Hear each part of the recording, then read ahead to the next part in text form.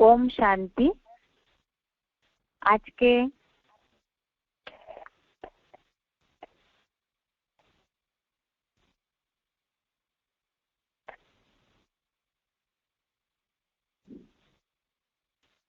श्लोक क्लास में श्लोक नंबर है दूसरे अध्याय का 58 नंबर श्लोक।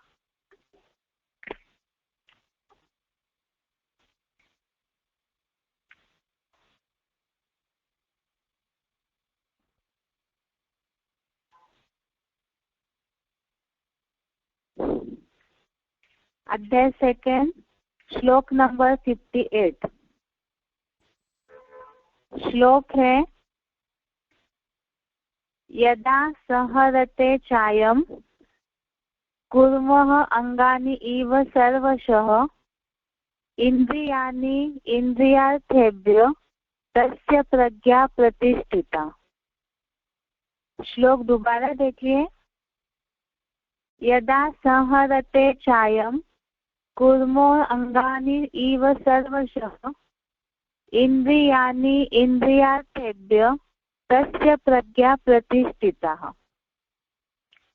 संधि विच्छेद है यदा संहरते च अयं कुर्मः अंगानि इव सर्वशः इंद्रियाणि इंद्रियार्थेभ्य तस्य प्रज्ञा प्रतिष्ठिता। संधि विच्छेद दोबारा। यदा संहरते च अयं कुर्मः अंगानि इव सर्वशः इंद्रियाणि इंद्रियार्थेभ्य तस्य प्रज्ञा प्रतिष्ठिता। अभी शब्दों का अर्थ देखते हैं।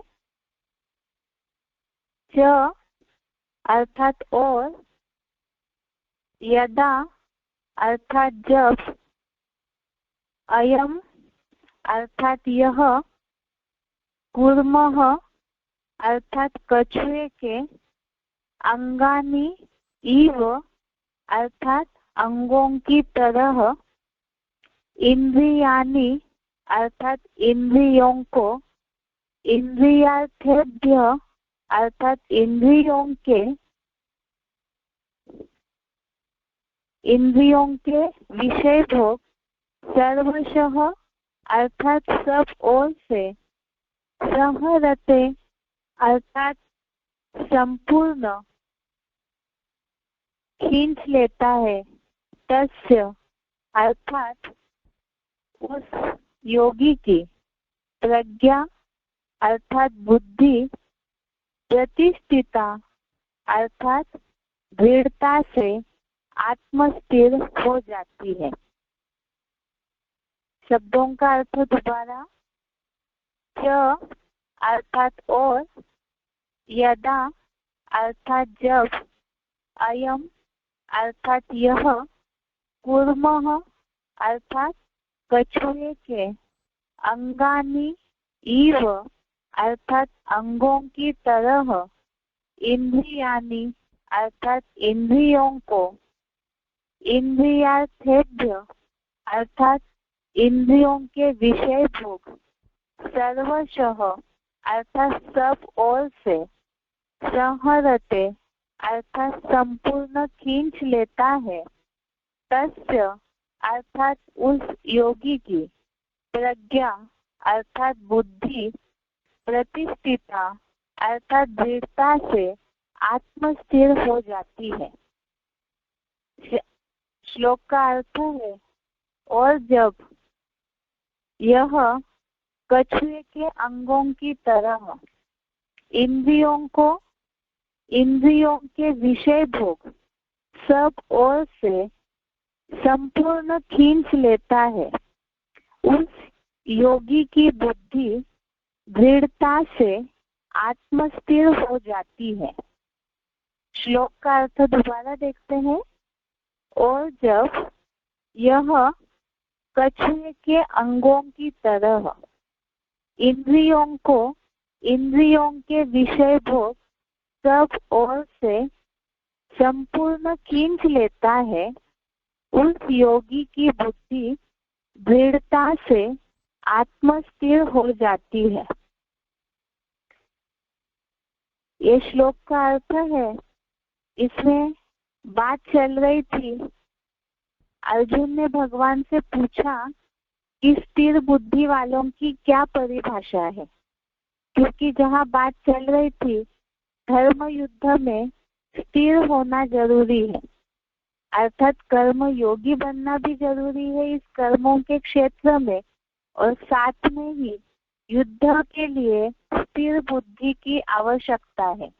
और स्थिर बुद्धि की निशानियां हम पिछले हफ्ते देख रहे थे, जिसमें सबसे पहले भगवान ने अर्जुन को बताया है इच्छा मात्रम अविद्या, जो आत्मिक स्थिति और परमात्मा याद इसी में ही संतुष्ट रहता है और बाकी सारी इच्छाओं को त्याग देता है, वो इच्छा मात्रम अविद्या वाला ही स्थिर बुद्धि वाला कहा जाता है। दूसरा बताए थे निशानी कि जो दुखों में उद्वेग बेचैनी से रहित मन वाला, क्रोध मुक्त, राग भय मुक्त है, और साथ में ही ऐसे मुक्ति को वही पा सकते हैं जो ज्ञान की मनन चिंतन की अवस्था में है। तो ऐसे ही व्यक्ति स्थिर बुद्धि कहा जाता है। और साथ में ही चारों ओर से सब ओर से पूरा स्नेह रहित हुआ, क्योंकि कहीं भी बुद्धि का अटैचमेंट अगर है, जैसे बताया रावण की जंजीरें द्वापर युग से फैलने लगती है, तो वो भी एक बंधन है, और ऐसे बंधन जो है वो स्थिर बुद्धि होने नहीं देगा। जो दीपक की लौ एकदम स्थिर होनी चाहिए, तूफानों से भी न हिले, आत्मिक स्थिति का दीपक वो तभी हो सकता है जब इन सारी निशानियों में योगी स्थिर होगा। और साथ में ही जो बताया 57 नंबर श्लोक में कि सफलता असफलता अर्थात शुभ और अशुभ को पाकर भी न पूरा आनंदित होता है न दुखी होता है, उनकी बुद्धि दृढ़ता से स्थिर है। अब ये तो बताया कि जो जीवन में बहुत सारे उतार चढ़ाव आते हैं, उस हिसाब से जैसे सुख दुख आता है, कोई अटैचमेंट है, भय है, क्रोध है, ऐसी बहुत सी बातें हैं, या तो कहीं ना कहीं स्नेह जुड़ा हुआ रहता है, सफलता असफलता मिलती है कर्मों में, उसमें खुश होते हैं या दुखी होते हैं, तो ये भी वास्तव में बुद्धि की अस्थिरता है। जो योगी होगा उनकी बुद्धि कहीं भी इस तरह से हिलेगी नहीं। और इसी के लिए ही ये तो हो गई बुद्धि की स्टेज की बात, लेकिन बुद्धि की स्थिरता कब आ सकती है? बुद्धि की स्थिरता आने के लिए जरूरी है कि उदाहरण दिया हुआ है यहाँ पर, कर्म करते समय भी इंद्रियों की स्टेज जैसे होगी, उसी के आधार पर ही बुद्धि की जो स्थिरता है वो भी डिपेंड करती है। और इसके लिए ही खास उदाहरण दिया हुआ है कछुए का। जैसे भक्ति मार्ग में भी कछुए को मंदिरों में दिखाया जाता है बाहर ही, और बेसिक कोर्स में जो प्रदर्शनी का किताब है उसमें भी कछुए को दिखाया हुआ है। जो आज शक्तियां दिखाई हुई है राज्यों के द्वारा प्राप्त होने वाली, उसमें से एक शक्ति बताई हुई है जो कछुए में एक विशेषता होती है कि कर्म करने के बाद वो अपने इंद्रियों को पूरा अंदर सिकुड़ लेता है, जैसे कि उसकी इंद्रियां सोते हुए भी नहीं है। अभी यहाँ है कि यहाँ कछुए के अंगों की तरह इंद्रियों को इंद्रियों के विषय भोग सब ओर से खींच लेता है। अब यहाँ मनुष्य जो है वो अपनी इंद्रियों को, पुरुषार्थी जो भी है, वो पुरुषार्थी जीवन में चाहे मनुष्य का जो शरीर है उस हिसाब से वो कछुए की तरह अपनी इंद्रियों को कैसे समेटेगा। कछुए का तो प्रकृतिकृत शरीर ऐसे मिला हुआ है उसे कि वो अपने शरीर को सिकुड़ के बैठ जाता है कर्म करने के बाद। लेकिन मनुष्यों के शरीर में तो कोई ऐसी खासियत दी हुई नहीं है। तो फिर यहाँ कछुए का मनुष्यों के कर्मेंद्रियों ज्ञानेन्द्रियों से उदाहरण देने का अर्थ क्या है। यहाँ बताया है कि कछुए के अंगों की तरह इंद्रियों को इंद्रियों के विषय भोग सब ओर से संपूर्ण खींच लेता है। अर्थात विषय भोग सब ओर से संपूर्ण खींचना, अर्थात जहाँ जहाँ भी मन और बुद्धि, क्योंकि मन जो है वो चंचल है। हमने मन के टॉपिक में इस बात को समझा है कि मन की चंचलता बुद्धि को भी हर लेती है और इसी तरह से ये विषय भोग जो है वो बार बार मन बुद्धि को अपने सुख की ओर खींचते हैं। वास्तव में ये शरीर जो है वो पंच तत्वों का बना हुआ है, साथ में ही प्रकृतिकृत जो हमने पहले भी देखा है सत्व रज तम, इनके कारण कर्मों के ऊपर प्रभाव पड़ता है। और जहाँ कलयुगांत में जहाँ धर्म युद्ध कर्म युद्ध की बात चल रही है, वहाँ पर मनुष्य या जो भी पुरुषार्थी है, चाहे लौकिक दुनिया के भी जो मनुष्य है, उनके ऊपर तमोगुण का असर होने के कारण बार बार जो विषय भोग है, अर्थात इंद्रियों के सुखों के भोग, विषय भोग अर्थात जिससे सुख की प्राप्ति होती है, ऐसे जो भोग है वो पुरुषार्थी को खींचते रहते हैं और ऐसे वो अपनी तरफ खींचते हैं। सुख की ओर बार बार बुद्धि दौड़ती है, मन दौड़ते रहता है। जो हमने मन के टॉपिक में इस बात को समझा है कि मन जो है बहुत चंचल है और कोई ना कोई इंद्रिय सुखों की ओर, चाहे वो ज्ञानेन्द्रिया हो चाहे वो कर्मेंद्रिया हो, लेकिन वो बार बार उस सुख की ओर दौड़ता है। और जब वो दौड़ता है तो उस समय सुख जब तक मिल रहा है तब तक उसी में ही डूबे रहेंगे, और जब नहीं मिलेगा तो जैसे ऊपर बात आई हुई है उसमें ऊपर जो बात आई है कि जैसे शुभ अशुभ को पाकर न आनंदित होता है न द्वेष करता है, अगर इस तरह से कछुए के अंगों की तरह इंद्रियों को समेटा नहीं है तो उसमें ये समस्या होगी कि वो अपनी ओर खींचते रहेंगे। और जिस तरह से योगी को आत्मा के आत्म स्टार में स्थिर होना चाहिए, वो स्थिर वैसे नहीं हो सकता है।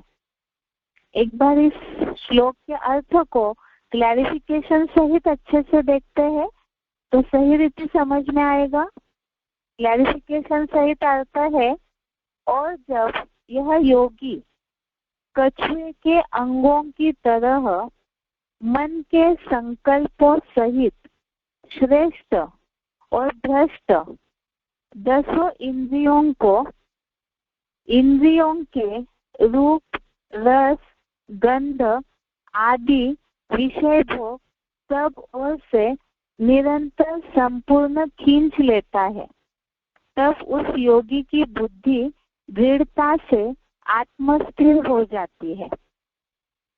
अभी यहाँ पहले देखते हैं जो बोला है योगी कछुए के अंगों की तरह।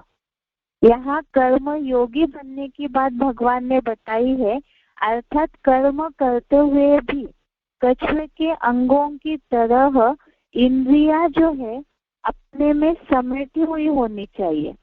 समेटी हुई होनी चाहिए का मतलब ही है कि इंद्रियों की सुखों की ओर, इंद्रिय भोगों की ओर दौड़ना नहीं चाहिए। जो बताया कर्म तो करना अनिवार्य है, लेकिन वो अनिवार्य कर्म करते हुए जहाँ एक्स्ट्रा सुख की चाह हो जाती है तो वहां पर ही बुद्धि हिलना, मन हिलना शुरू हो जाता है। मन बुद्धि ही आत्मा कहा जाता है। तो इसीलिए आत्मस्थिर होने के लिए मन बुद्धि इंद्रियों के विषय भोगों की ओर न दौड़े।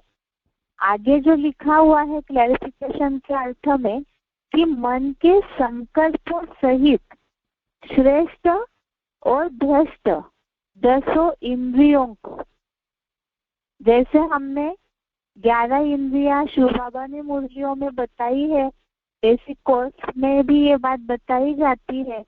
एक तो है 5 ज्ञानेंद्रिया, इसके बारे में हमने पहले भी समझा है मन के टॉपिक में। ज्ञानेंद्रियों में जैसे कि आंख है, जीभ है, कान है और स्पर्श इंद्रिया है, त्वचा और नाक है, ये 5 ज्ञानेंद्रिया हो गई। इसी तरह से कर्मेंद्रिया है, हाथ, पाँव, मल मूत्र आदि त्याग वाली इंद्रिया। तो ऐसी जो कर्मेंद्रिया है और साथ में 11वां मन जो अदृश्य इंद्रिया अव्यक्त मन, इसे भी शिव बाबा ने इसे मुरलियों में अव्यक्त मन को भी सबसे शक्तिशाली इंद्रिय बोला हुआ है। और ये मन जो है वही संकल्पों के द्वारा इंद्रिय भोगों की ओर जाता है। ये तो अरस परस है, आगे के श्लोकों में इस बात को हम समझेंगे और अच्छी रीति से। लेकिन इस श्लोक में जिस तरह से बताया है, कछुए की तरह समेटने का भाव पहले हमें सही रीति समझना है कि मन के संकल्पों सहित श्रेष्ठ और भ्रष्ट 10 इंद्रियों को, इंद्रियों के रूप, रस, गंध आदि विषय भोग सब ओर से निरंतर संपूर्ण खींच लेता है। अब इसे खींचना कैसे है, ऐसा समेटना कैसे है, प्रैक्टिकल में इन बातों को जीवन में कैसे लागू करना है, क्योंकि सभी पुरुषार्थी अभी इस धर्म युद्ध और कर्म युद्ध के क्षेत्र में है और सभी की ही अवस्था युद्ध करते करते ऊपर नीचे होते रहती है। क्योंकि पुरुषार्थी जीवन में अप एंड डाउन तो होता ही है। तो इसमें सबसे मूल बात है आत्मस्थिर होना है, और आत्मस्थिर होने के लिए जरूरी है कि मन के संकल्पों सहित सबसे पहले तो है कि इंद्रियों को जन्म जन्मांतर अपने सुख लेने की आदत हो गई है। कैसे? जैसे यह उदाहरण दिया है, रूप, रस, गंध आदि विषय भोग सब ओर से निरंतर संपूर्ण खींच लेता है। यहाँ मन के टॉपिक में हमने खास इस बात को समझा था, अंतर्मुखी सदा सुखी, अव्यक्त अवस्था की अनुभूति होना। जैसे कछुआ उसकी इंद्रिया होते हुए भी जैसे कि नहीं है, ऐसे ही दिखने में आता है कछुए में। तो इसी तरह से जो हमने श्लोक इसके पहले समझा था, 5वें अध्याय का जो श्लोक है 8वां और 9वां, जिसमें ये बात आती है नैव किंचित करोमीति युक्तो मन्ये तत्वविद। इस श्लोक में खास जो हीरो पाठधारी है या जो शंकर को अव्यक्त स्टेज में हमेशा दिखाया जाता है, तो उसमें बताया हुआ है कि योगी जैसे सब कुछ करते हुए भी नहीं करता है। सर्वसामान्य स्थितियों में पुरुषार्थियों की ऐसी स्थिति होती है जैसे कर्म करते हुए जो भी अपने दैनिक कर्म कर रहे हैं। तो ऐसी स्थिति नहीं है कि इस दुनिया में रहते हुए देखते हुए भी न देखने की स्टेज हो, सुनते हुए भी न सुनने की स्टेज हो, या कुछ सूंघते हुए भी न सूंघने की स्टेज हो। खाते पीते हैं, कहीं जाते आते हैं, पाँव से हाथों से कोई कर्म करते हैं, तो वो करते करते उसके सुख में या तो दुख में मन के संकल्प डूब जाते हैं। जैसे रूप के लिए यहाँ बताया है, रस के लिए बताया है, इसे एक एक उदाहरण के साथ समझते हैं। आंखों के लिए तो शिव बाबा ने मुरलियों में भी बहुत सारी बातें बताई है कि आंखें पहले क्रिमिनल आई बनती है, या तो जैसे मुरलियों में शब्द आता है, रूप में कहीं ना कहीं मन डूब जाता है। आंखें जो है अच्छा अच्छा देखना चाहती है। अब वो अच्छाई की जो परिभाषा है वो भी दिन प्रतिदिन बदलती जा रही है। आंखों से जैसे कि देह भान में है तो देह के रूप देखने में बुद्धि अटक जाती है। अच्छा रूप हो या खराब रूप हो, उसमें कहीं ना कहीं संकल्प ऊपर नीचे हो जाते हैं। कहीं ना कहीं आंखों से अच्छी सीनरियाँ देखने में बुद्धि या मन डूबा रहता है, उसकी चाह रहती है। जैसे पेट में भोजन के द्वारा पेट की भूख मिटाई जाती है, यह विषय भोग इसलिए बोला है, इंद्रिया सेवन करती है बोला जाता है। इसका मतलब आंखें जो है वो देहभान अगर है, आत्मिक स्थिति की प्रैक्टिस नहीं है, तो आंखें कहीं ना कहीं अपना रूप देखने में, कोई ना कोई अच्छी सीनरी देखने में, और अभी के समय में तो जैसे मनोरंजन के साधन के रूप में सीरियल देखना, फिल्म देखना, इस तरह की बातों में डूब जाती है आंखें। तो मन के संकल्पों के ऊपर उसका प्रभाव होके संकल्प पूरे व्यभिचारी हो जाते हैं। जिस तरह परमात्मा में बुद्धि लगी रहनी चाहिए वो नहीं होता है। वास्तव में ऐसी स्थिति के लिए शिव बाबा ने उदाहरण दिया हुआ है। जैसे कि शिव बाबा मुरलियों में इस बात को बताते हैं, अगर कोई महबूब है, महबूबा की याद में कहीं जा रहा है, तो रास्ते में उसको कोई भी दिखाई नहीं देगा। वास्तव में यहाँ पर तो शिव बाबा से इतना स्नेह लगा हुआ होना चाहिए कि इस दुनिया में रहते हुए भी दुनिया की कोई भी बात में आंख नहीं डूबनी चाहिए।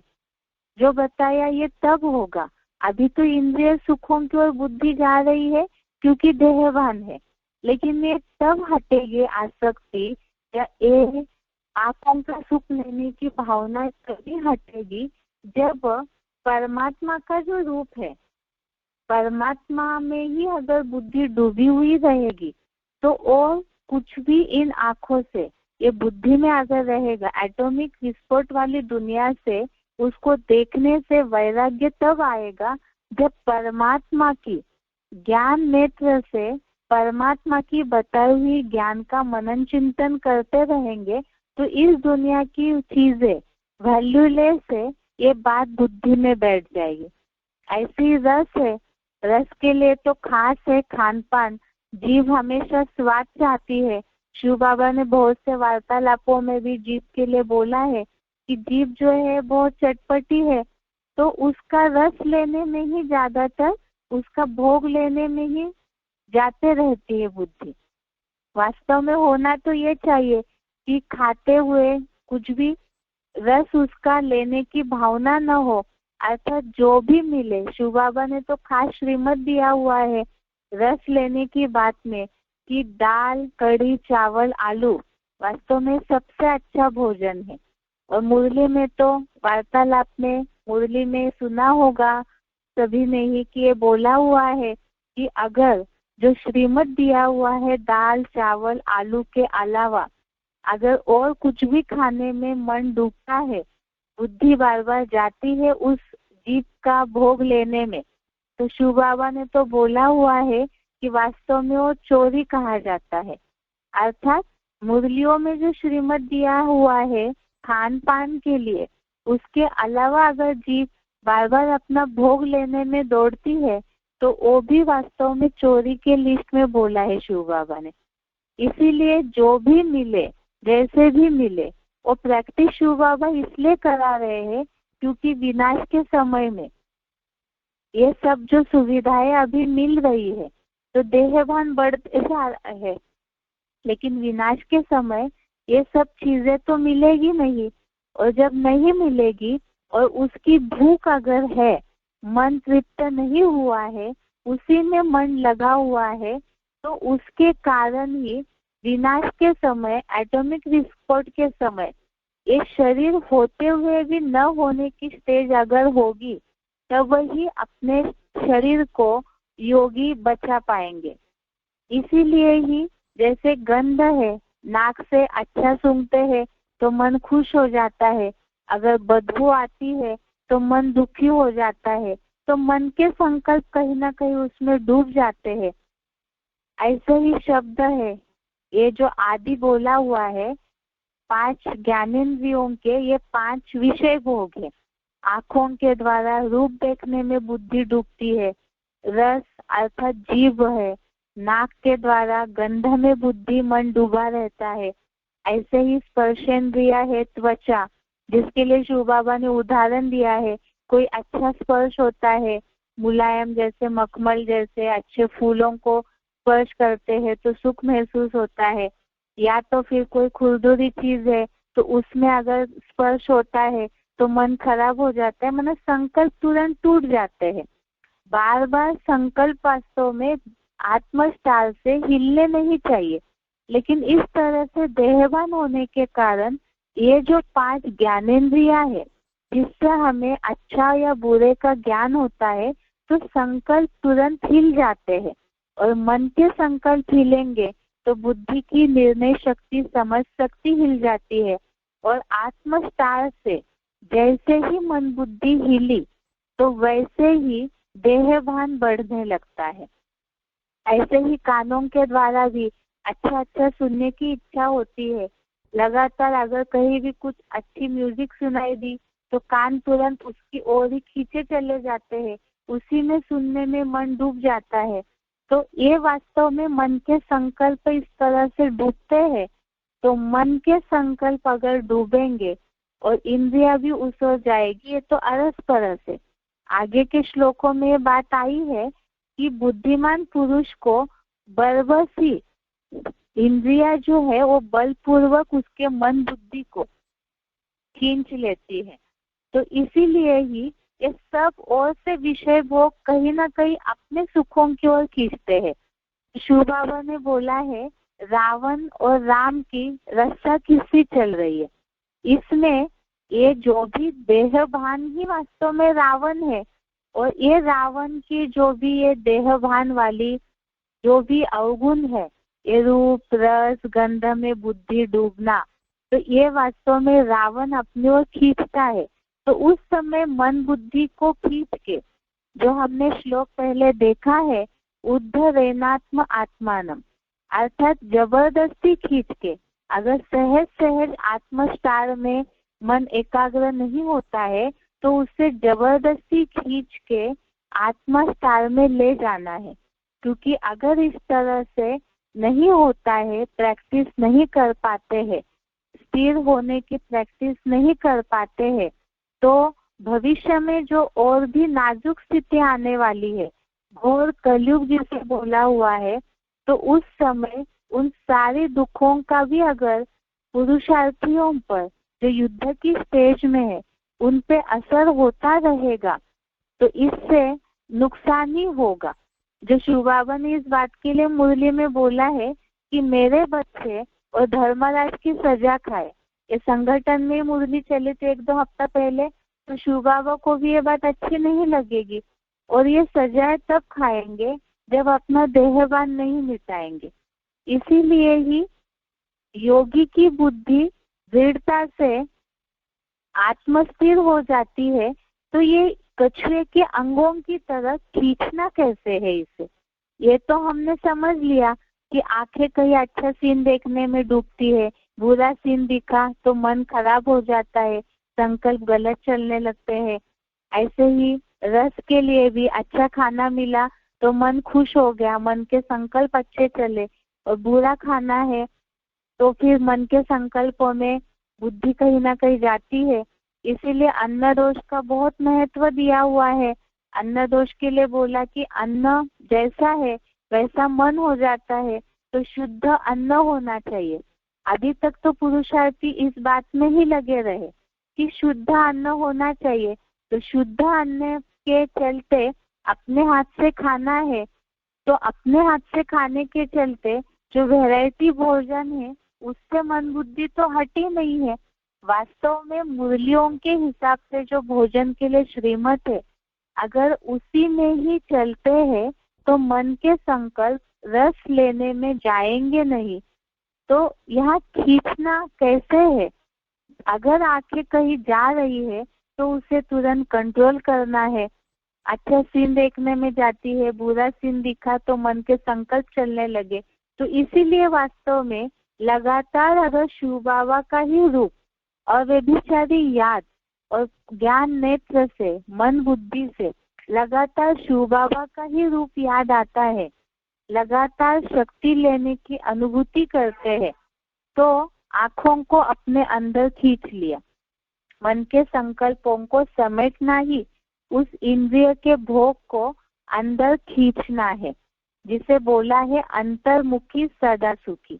जैसे कान है, जैसे ही म्यूजिक सुनाई दी तो वास्तव में तुरंत बाबा की मुरलियों की बातों की तरफ मन जाना चाहिए कि शिव बाबा ने मुरली में क्या बोला है। अगर इस तरह से जाता है तो कान को उस भोग को लेते समय ही तुरंत अंदर खींच लिया। नाक भी है, ऐसे होता है, अगर बदबू आई तो कई ऐसे है कि सांस रोक लेते हैं, उस बदबू को सूंघते नहीं है, और खुशबू आई तो सूंघते रहेंगे। तो वास्तव में अंदर खींचना अर्थात इन सब बातों का मन के संकल्पों के ऊपर असर नहीं होना चाहिए। और जब ऐसी प्रैक्टिस करते रहेंगे लगातार ही, एक आध दिन से तो ये होगा नहीं, क्योंकि पूरे 63 जन्मों की, 2500 वर्षों की ये प्रैक्टिस है देह भान के सुख लेने की। तो इसे प्रैक्टिस करना है। इसके लिए हमने समझा था कि क्षणे क्षणे उपरमेत बुद्ध्या, अर्थात धीरे धीरे करके, बार बार। इसलिए शिव बाबा ने बोला है अटेंशन, अटेंशन का पहरेदार अगर लगातार लगा रहे मन के संकल्पों के ऊपर, जैसे कोई चोर न घुसे इसलिए बड़े बड़े ऑफिसेस में अच्छे अच्छे गार्ड को रखा जाता है अस्त्र शस्त्रों सहित। तो यहाँ तो हम भी शिव बाबा के बच्चे हैं, वीआईपी है, जो विश्व के मालिक के बच्चे हैं। तो हमें अपना अटेंशन का जो पहरेदार है उसे अलर्ट करके रखना है। ज्ञान के अस्त्र शस्त्रों से उसे सज्जित रखेंगे तो यहाँ जहाँ कहीं भी मन बुद्धि डूबती है इन ज्ञानेंद्रियों के या कर्मेंद्रियों के ओर, तो उसे खींचते रहना है, अर्थात ज्ञान के आधार से, ज्ञान नेत्र से बार बार पॉइंट्स को याद करके तुरंत कंट्रोलिंग पावर अगर लेते हैं, अंदर कंट्रोल कर लेते हैं, जिसे समेटने की शक्ति बोला है। ऐसे ही संकीर्ण, विस्तार को संकीर्ण करने की शक्ति। तो अगर इस तरह से हम अपने कर्मों को भी समेट लेते हैं, बुद्धि का, मन का कारोबार, कर्मों को अगर विस्तार की ओर नहीं जाने देंगे, ऐसे होता है हाथों से कर्म कर रहे हैं, धन मिलते जाता है तो फिर और इच्छा होती है कि और मिले और मिले।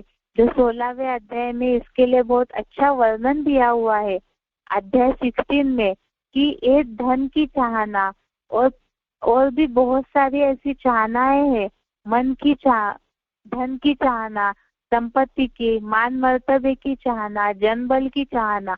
इन सब बातों में कलयुग की जो भी बातें हैं ये सब देहवान वाली बातें हैं।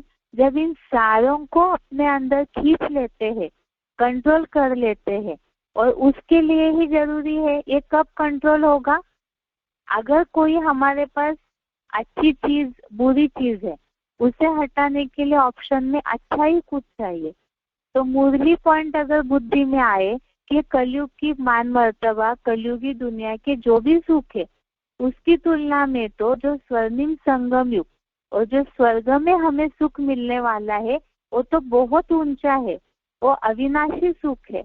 अगर बार बार इस ओर मन के संकल्प पर डूबते हैं और याद में बैठ करके अगर इस तरह से इसकी अनुभूति हो जाए अतीन्द्रिय सुख की, तो ऑटोमेटिकली इन सब बातों से मन बुद्धि हट जाएगी और तभी ही योगी की बुद्धि दृढ़ता से आत्मस्थिर हो जाएगी। ये है आज के श्लोक का अर्थ। एक बार इसे पढ़ के फिर उच्चारण सुनते हैं। और जब यह योगी कछुए के अंगों की तरह मन के संकल्पों सहित श्रेष्ठ और भ्रष्ट 10 इंद्रियों को, इंद्रियों के रूप, रस, गंध आदि विषय भोग सब ओर से निरंतर संपूर्ण खींच लेता है, तब उस योगी की बुद्धि दृढ़ता से आत्मस्थिर हो जाती है। एक बार इस श्लोक का उच्चारण सुनते हैं, उसके बाद कुछ सिलेक्टेड पॉइंट्स है उसे समझेंगे।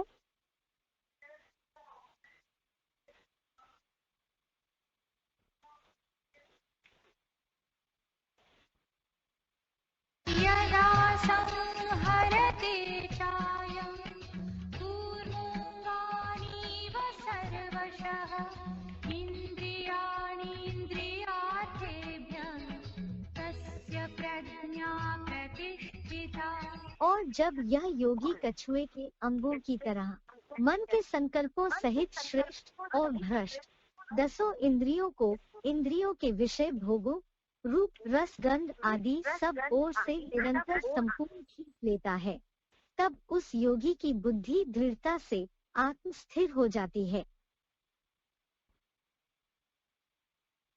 यदा संहरते चायं कूर्मोऽङ्गानीव सर्वशः इन्द्रियाणीन्द्रियार्थेभ्यः तस्य प्रज्ञा प्रतिष्ठिता। और जब यह योगी कछुए के अंगों की तरह मन के संकल्पों सहित श्रेष्ठ और भ्रष्ट दसों इंद्रियों को इंद्रियों के विषय भोगों रूप रस गंध आदि सब ओर से निरंतर संपूर्ण खींच लेता है, तब उस योगी की बुद्धि दृढ़ता से आत्मस्थिर हो जाती है।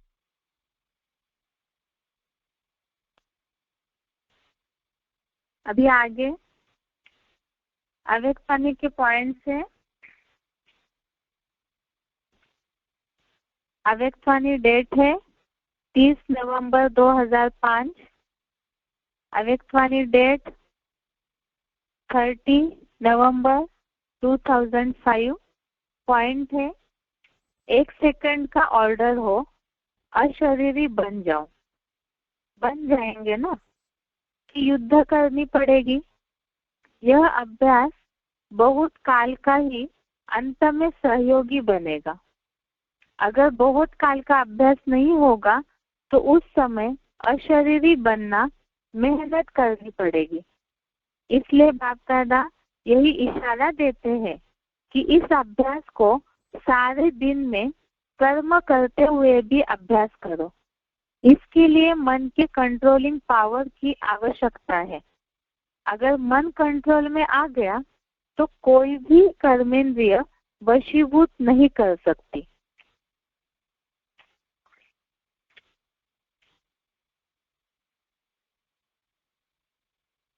पॉइंट एक बार दोबारा। अव्यक्तवाणी डेट 30 नवंबर 2005।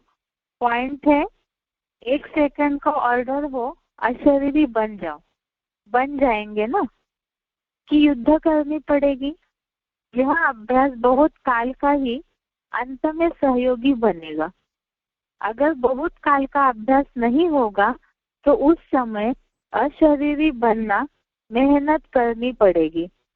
इसलिए बाप दादा यही इशारा देते हैं कि इस अभ्यास को सारे दिन में कर्म करते हुए भी अभ्यास करो।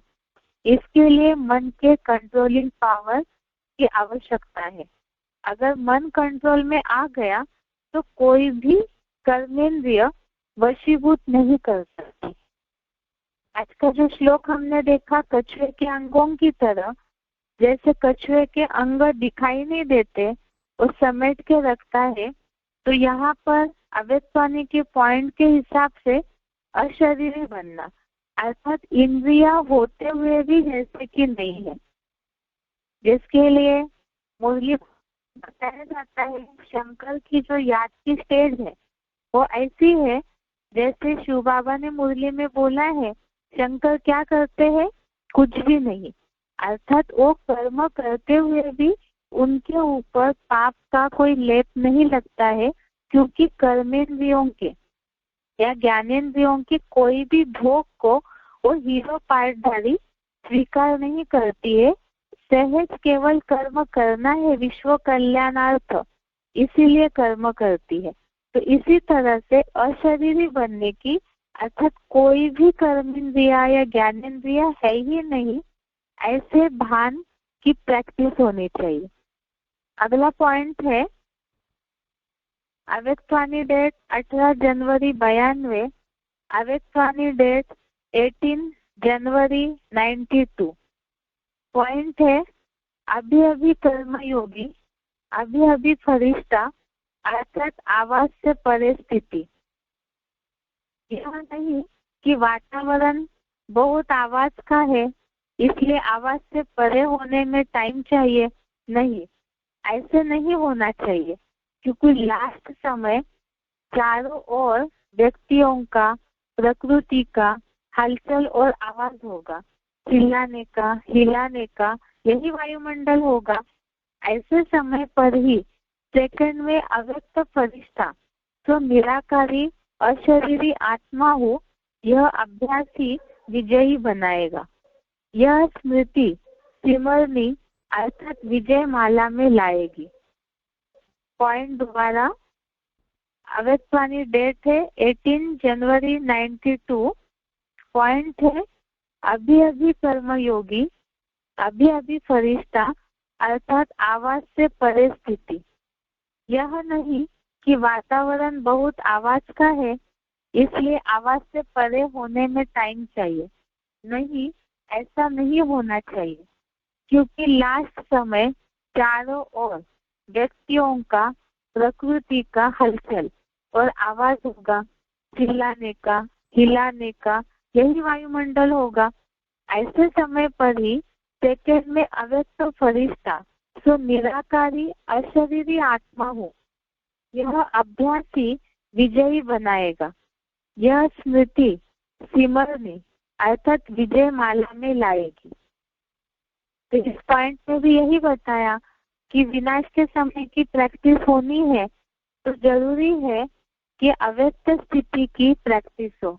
अशरीरी बनना, अव्यक्त स्थिति, ये बातें एक ही है, अर्थात इस शरीर होते हुए भी जैसे कि नहीं है। प्रैक्टिस तो ये करनी है याद के आधार से कि आत्मा अलग है और शरीर अलग है, इतना डिटैचमेंट की अनुभूति हो, अर्थात देहभान बिल्कुल भी नष्ट हो जाए, तब ही विनाश के समय की स्थिति परिस्थितियों का सामना कर पाएंगे।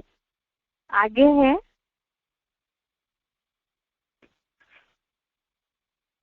आगे का पॉइंट है अव्यक्तवाणी डेट 26 जून 69, अव्यक्तवाणी डेट 26 जून 69, पेज 86। पॉइंट है गुरु रूप से मुख्य यही फॉलो करना है, अशरीरी, निराकारी, न्यारा बनना। याद की यात्रा भी इसलिए करते हैं कि साकार में रहते निराकार और न्यारे अशरीरी हो रहे। जब अशरीरी बनेंगे तब तो गुरु के साथ जा सकेंगे। मुख्य रूप से तो यही फॉलो कर रहे हो और करना है। एक बार पॉइंट दोबारा, अव्यक्तवाणी डेट 26 जून 69, गुरु रूप से मुख्य फॉलो यही करना है, अशरीरी, निराकारी, न्यारा बनना। याद की यात्रा भी इसलिए करते हैं कि साकार में रहते निराकार और न्यारे अशरीरी हो रहे।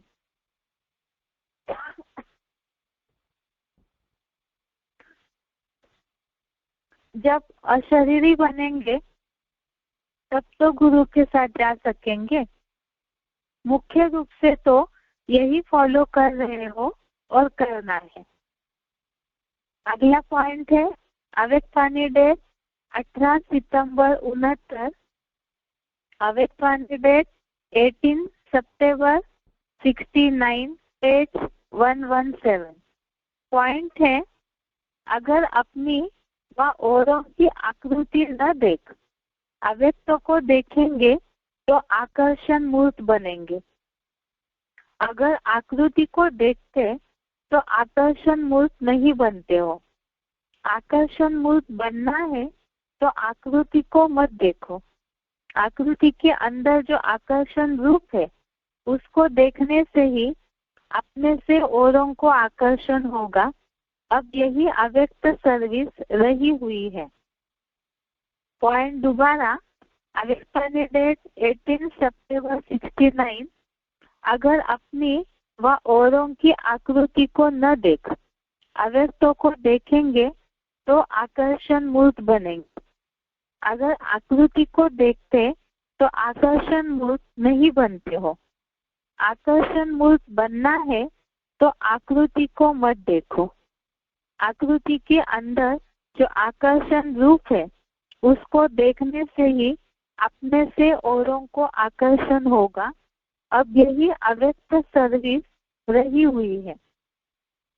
इसमें भी यही बात आई, पहले के पॉइंट में भी अशरीरी बनने की, अभी के पॉइंट में भी यही बातें, अव्यक्त बनना तभी आकर्षण मूर्त बनेंगे।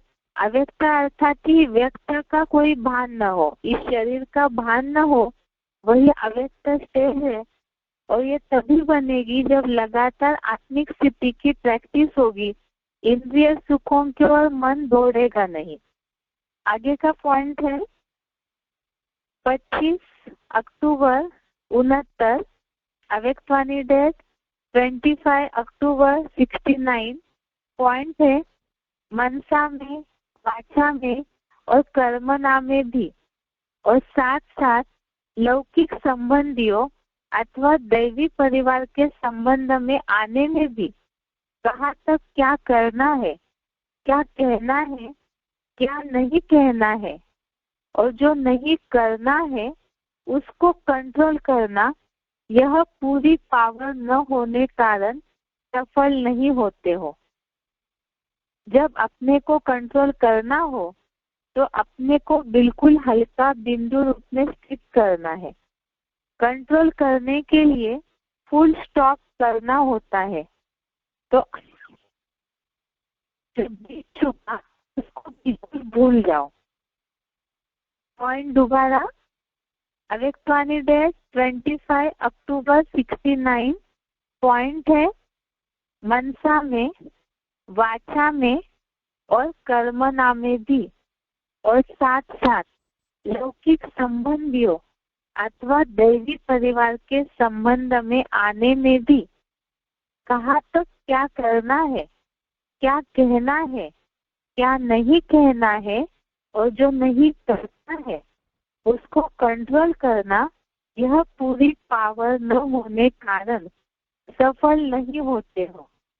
जब अपने को कंट्रोल करना हो तो अपने को बिल्कुल हल्का बिंदु रूप में स्थित करना है। कंट्रोल करने के लिए फुल स्टॉप करना होता है। तो आप भी बिंदी लगा दो, जो बीत चुका उसको बिल्कुल भूल जाओ। तो ये भी एक कंट्रोलिंग पावर हुई। कई बार बीती बातों का चिंतन करने से भी मन के संकल्प उस ओर खींचते हैं, और खास तो बताया चाहे लौकिक संबंधी हो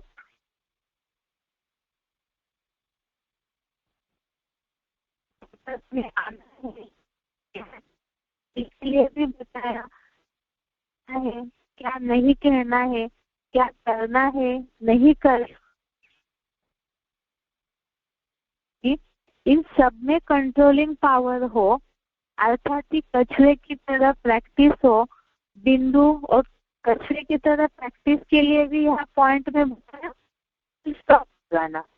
जहाँ जहाँ लगता है कि मन के संकल्प उस ओर दौड़ रहे हैं, जहाँ सुख चाहता है, तो वहाँ वहाँ तुरंत फुल स्टॉप लगाना, अर्थात अपने को तुरंत रोकना। यही वास्तव में अपने को संकीर्ण करना या समेटना है। आगे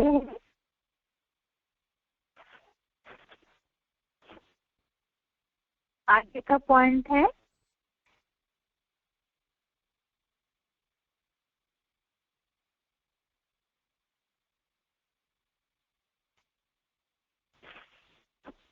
अव्यक्तवाणी डेट 30 मई 71, अव्यक्तवाणी डेट 30 मई 71। मनन में रहने से, अंतर्मुख रहने से बाहर मुक्ता की बातें डिस्टर्ब नहीं करेगी। मनन में अथवा अंतर्मुखी रहने से देह अभिमान की सीट को छोड़ दे हो। फिर माया लौट जाएगी, क्योंकि आप अंतर्मुखी अर्थात अंडरग्राउंड हो। तो आपके लिए भी सेफ्टी का साधन यही अंतर्मुखता है, अर्थात देह अभिमान से अंडरग्राउंड। जिसका अभ्यास नहीं होता है वह थोड़ा टाइम रह फिर बाहर मुक्ता में आ जाते हैं, क्योंकि बहुत जन्मों के संस्कार बाहर मुक्ता के हैं। तो अंतर्मुक्ता में कम रह पाते हो, लेकिन रहना निरंतर अंतर्मुखी है। पॉइंट दोबारा, डेट 30 मई 71। मनन में रहने से, अंतर्मुखी रहने से बाहर मुक्ता की बातें डिस्टर्ब नहीं करेगी। मनन में अथवा अंतर्मुखी रहने से देह अभिमान की सीट को छोड़ देते हो, फिर माया लौट जाएगी, क्योंकि आप अंतर्मुखी अर्थात अंडरग्राउंड हो। तो आपके लिए भी सेफ्टी का साधन यही अंतर्मुक्ता है, अर्थात देह अभिमान से अंडरग्राउंड। जिसका अभ्यास नहीं होता है वह थोड़ा टाइम रह फिर बाहर मुक्ता में आ जाते हैं, क्योंकि बहुत जन्मों के संस्कार बाहर मुक्ता के हैं। तो अंतर्मुक्ता में कम रह पाते हैं, लेकिन रहना निरंतर अंतर्मुखी है। यहाँ जैसे अंतर्मुखी के लिए बताया अंडरग्राउंड होना, अव्यक्त स्थिति, अशरीरीपन की अवस्था, अंतर्मुखी होना अर्थात अंडरग्राउंड। जैसे अंडरग्राउंड कोई हो तो उसे दुनिया की कोई भी चीजें दिखाई नहीं देगी। तो अगर पूरा आत्मिक स्थिति की प्रैक्टिस लगातार करते हैं, ज्ञान के मनन चिंतन में ही रहते हैं, तो देहभान से अंडरग्राउंड हो गए, ऐसा जैसे देहभान दिखाई नहीं देगा, देहभान जैसे कि है ही नहीं, तो इंद्रिय सुखों की ओर मन दौड़ेगा नहीं।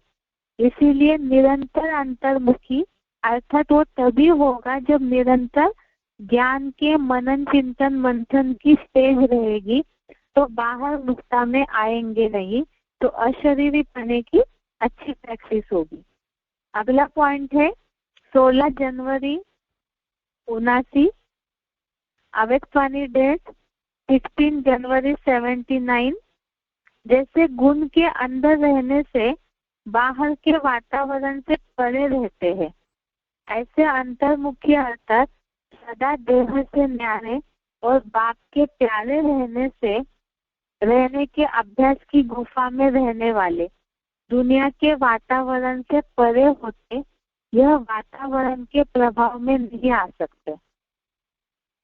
जैसे पॉइंट दोबारा, जैसे गुण के अंदर रहने से बाहर के वातावरण से परे रहते हैं, ऐसे अंतर्मुखी अर्थात सदा देह से न्यारे और बाप के प्यारे रहने से अभ्यास की गुफा में रहने वाले दुनिया के वातावरण से परे होते, यह वातावरण के प्रभाव में नहीं आ सकते। अगला पॉइंट है, मुरली तारीख है 5/11/75, मुरली डेट 5 नवंबर 75। अपने को देखो, हमारी चलन, वातावरण, खान पान आदि सब कैसा है, इसमें बड़ी अंतर्मुखता चाहिए। अपने को देखो, हमारी चलन, वातावरण, खान पान आदि सब कैसा है, इसमें बड़ी अंतर्मुखता चाहिए। तो जैसे खान पान में भी अंतर्मुखता बताया है, अर्थात बाहर के सुख लेने की। यहाँ जैसे शिव बाबा मुरलियों में बताते हैं कि खान पान में जीव अपने इंद्रियों सुख की ओर जाती है, तो इसीलिए इसमें भी अंतर्मुखता चाहिए। वो तभी आएगी जो मुरलियों में श्रीमत दिया है खान पान का, उस अनुसार चलेंगे। अगला पॉइंट है अव्यक्तवाणी का 18 जनवरी 75, अव्यक्तवाणी डेट 18 जनवरी 75। नॉलेजफुल का अर्थ है हर एक कर्मेंद्रियों में नॉलेज समा जाए, क्या करना है और क्या नहीं। तो धोखा खाने की बात रहेगी। आंखें और बुद्धि धोखा नहीं खाएगी। जब आत्मा में नॉलेज आ जाती है तो सर्व इंद्रियों में नॉलेज समा जाती है। जैसा भोजन से शक्ति बढ़ जाती है तो शक्ति के आधार से काम होता है। अभी नॉलेज को समाना है। हर एक कर्मेंद्रियों को नॉलेजफुल बनाओ। पॉइंट दोबारा 18 जनवरी 75। नॉलेजफुल का अर्थ है हर एक कर्मेंद्रिय में नॉलेज समा जाए, क्या करना है और क्या नहीं। तो धोखा खाने की बात रहेगी। आंखें रुचि धोखा नहीं खाएगी। जब आत्मा में नॉलेज आ जाती है तो सर्व इंद्रियों में नॉलेज समा जाती है। जैसे भोजन से शक्ति बढ़ जाती है तो शक्ति के आधार से काम होता है। अभी नॉलेज को समाना है। हर एक कर्मेंद्रिया नॉलेजफुल बनाओ। अर्थात हर इंद्रिय को नॉलेजफुल बनाना, अर्थात हर इंद्रिय के लिए या सुबह से शाम तक की दिनचर्या के लिए जो जो भी श्रीमत दिया है, तो ऐसे ऐसे मुरलियों के पॉइंट्स को इकट्ठा करके रखना चाहिए। तो बोला हुआ है शिव बाबा ने, चार्ट बनाओ अपना, और डेली के चार्ट में अगर इन बातों का ध्यान देते हैं कि कौन सी इंद्रिय ने किस सुख की ओर खींचा, अगर इस बात का अटेंशन का पहरा देते हैं तो ऑटोमेटिकली फुल स्टॉप लगाने की प्रैक्टिस होगी। जैसे इसमें बताया है आज अभी के पॉइंट में, हर कर्मेंद्रियों में नॉलेज समा जाए। तो आंखों के लिए क्या श्रीमत है, जीभ के लिए क्या श्रीमत है, हाथों से कर्म करने के लिए क्या श्रीमत है, बोल के लिए क्या श्रीमत है। जैसे कि पाँव से कहीं जाना आना करते हैं तो शिव बाबा ने उसके लिए भी बोला है, घूमना फिरना भूतों का काम है। अनावश्यक रीति से एक्स्ट्रा सुख की चाह में जहाँ भी समय नष्ट करते हैं तो वो सारी बातों को नॉलेज के आधार से अपने चार्ट के द्वारा चेकिंग करना है, अटेंशन का पहरा देना है।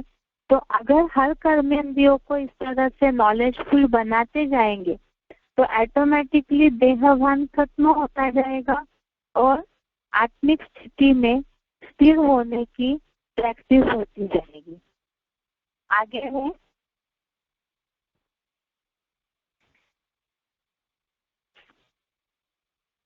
अव्यक्तवाणी डेट है 18 जनवरी 92।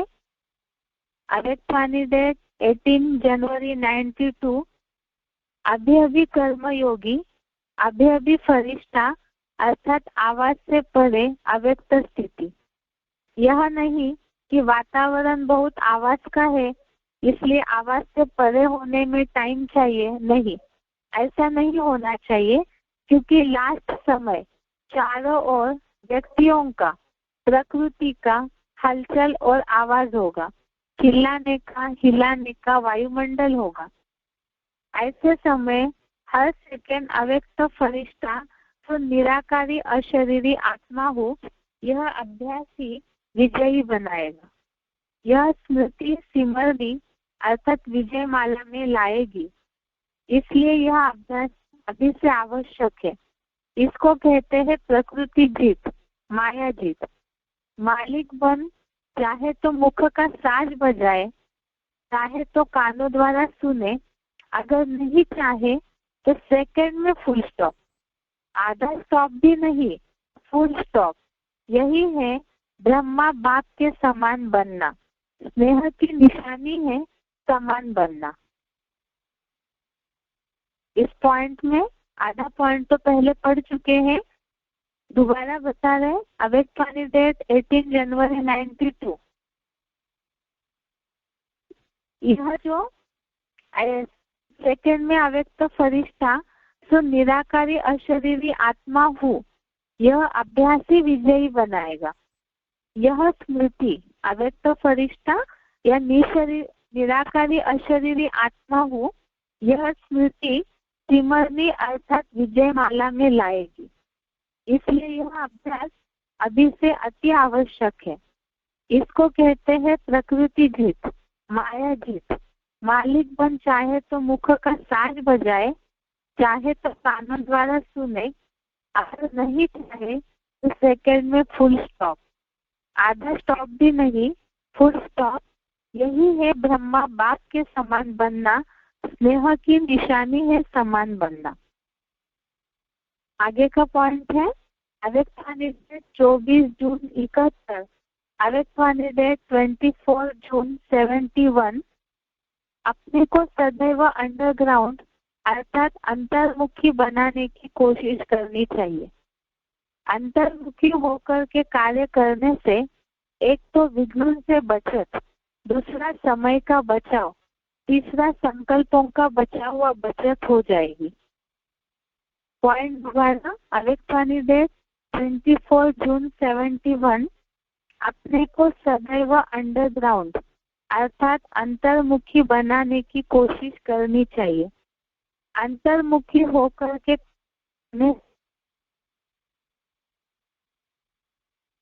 का बचाव, तीसरे संकल्पों का बचाव व बचत हो जाएगी। आगे है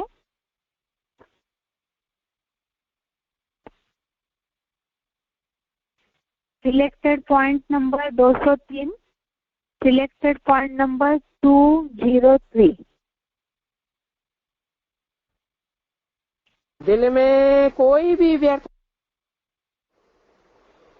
इसके लिए अपना अमृत वेले बाप से मिलने के बाद एक तो अमृत वेला जरूर करना, और उसके बाद अपने सारे दिन की दिनचर्या जिसमें मन बिजी रहे, कोई न कोई ड्रिल, अनेक ड्रिल बाप दादा ने सुनाई है, लेकिन कोई न कोई ड्रिल साथ साथ करती रहना। बाप दादा, आप जिस व्यक्ति से बात कर रहे हैं उसने आपकी कॉल को होल्ड पर रखा है, कृपया लाइन पर बने रहें। The person you are speaking with has put your call on hold. Please stay on the line. क्योंकि आप जिस व्यक्ति से बात कर रहे हैं उसने आपकी कॉल को होल्ड पर रखा है। तो ये दिल कोई कहे समय नहीं मिला, कितना भी कोई बिजी हो, पानी की प्यास लगती है तो क्या पानी नहीं पिएंगे? पानी पीने के लिए उठेंगे जरूर ना, जरूरी समझ के उठेंगे ना। तो ये 1 मिनट का शरीर बनने की दिल, ये प्रैक्टिस जरूर करो। उस समय प्रैक्टिस नहीं कर सकेंगे। कई समझते हैं ना कि समय आएगा तो कर लेंगे, लेकिन नहीं, ये जन्म जन्म का बॉडी कॉन्शियस का अभ्यास उस समय शरीर बनने नहीं देगा। इसलिए अभी से कोई भी समय निकाल, सारे दिन में समय प्रति समय जो भी समय निश्चित करो, 1 सेकंड में शरीरी आत्मा हूँ, आत्मा स्वरूप में स्थित हो जाओ। बॉडी कॉन्शियस अपनी तरफ खींचे नहीं। ये अभ्यास सभी को करना है, चाहे पुराने हो चाहे नए हो, क्योंकि बाप दादा ने कुछ समय से ये बात कही है, लेकिन करना जरूरी है। नहीं तो श्रीमत का हाथ में हाथ दे करके नहीं चल सकेंगे। आपका वायदा है साथ चलेंगे, साथ साथ राज्य में आवेंगे। तो ये दिल सभी को करनी है।